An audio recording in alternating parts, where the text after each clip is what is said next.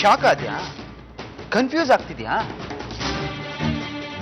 ಸೂಜಿ ಮಗುನ ಕಿಡ್ನಾಪ್ ಮಾಡಿಸಿ ಬೇರೆ ಯಾವುದೋ ಸತ್ತೋಗಿರೋ ಮಗುನ ಆ ಜಾಗದಲ್ಲಿ ಹಾಕಿ ನಿನ್ನಿ ರಿವೆಂಜ್ ಆಟನ ಮುಗಿಸೋ ಪ್ಲಾನಲ್ಲಿದ್ದೆ.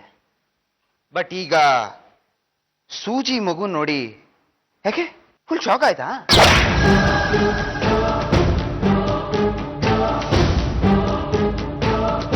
ರಶ್ಮಿ, ಸೂಜಿ ಹತ್ರ ಇರೋದು ಸಿರೀಶನ್ ಮಗು.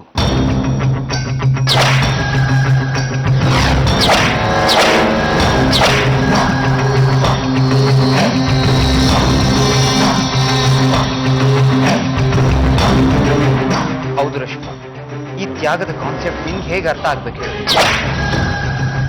ನಿನಗೆ ಬರೀ ನಿನ್ನ ಹಠ, ದ್ವೇಷ, ಸೇಡು ಬರೀ ಇದೇ ಮುಖ್ಯ ತಾನೆ? ನೋಡ್ ರಶ್ಮಿ, ನೀನ್ ಆಡ್ತಿರೋ ನಾಟಕನ ಇವತ್ತಿಗೆ ಮುಗಿಸ್ಬೇಕು. ನಿನ್ ನಿಜವಾದ ಬಂಡವಾಳ ಏನು ಅಂತ ಇವಾಗ ಎಲ್ರಿಗೂ ಗೊತ್ತಾಗ್ಬಿಟ್ಟಿದೆ.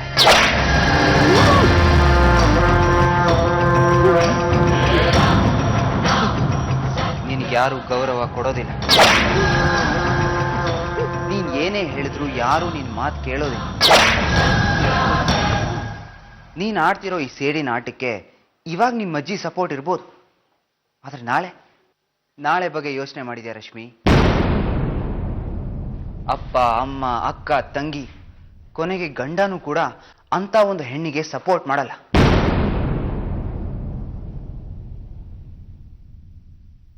ಅಂತ ಒಂದು ಹೆಣ್ಣಿಗೆ ನಮ್ಮ ಸಮಾಜದಲ್ಲಿ ಯಾವ ಸ್ಥಾನ ಕೊಡ್ತಾರೆ? ಅವಳನ್ನ ಏನಂತ ಕರೀತಾರೆ?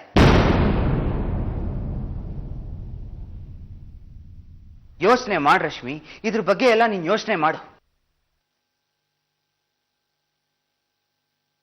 ಮುಳ್ಳಾಗೆ ಸಾಯ್ತೀಯ ಅಥವಾ ಹೂವಾಗಿ ಅರಳ್ತೀಯ? ಯೋಚನೆ ಮಾಡು. ಇನ್ ಮಿಕ್ಕಿದ್ದೆಲ್ಲ ನಿನಗೆ ಬಿಟ್ಟಿರೋದು.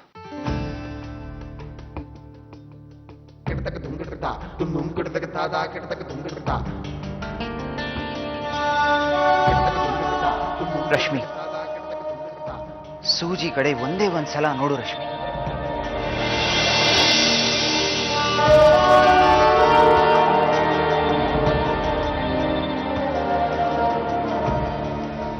ರಶ್ಮಿ, ಸೂಜಿನ ನೋಡಿದ್ರೆ ನಿನ್ಗೇನ್ ನೆನಪಾಗತ್ತೆ?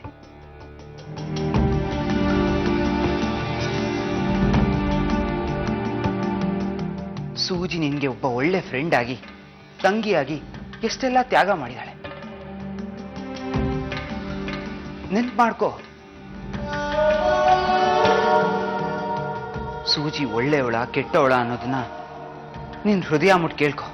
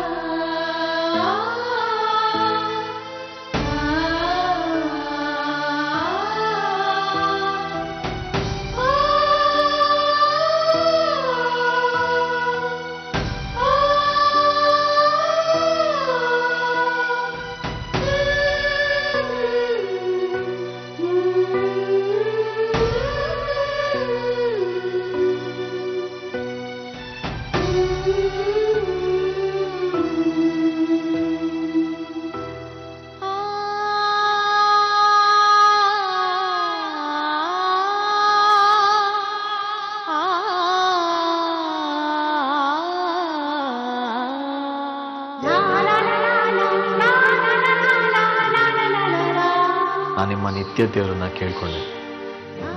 ನಮ್ಮಿಬ್ರು ಮದುವೆ ಆಗಲಿ ಅಂತ. ಹೇಳಿದೆನ ಈ ದೇವ್ರು ಕೊಟ್ಟೆ ಕೊಡ್ತಾನೆ. ನೋಡೋಣ, ನಿಮ್ಮ ದೇವ್ರ ಸತ್ಯನ.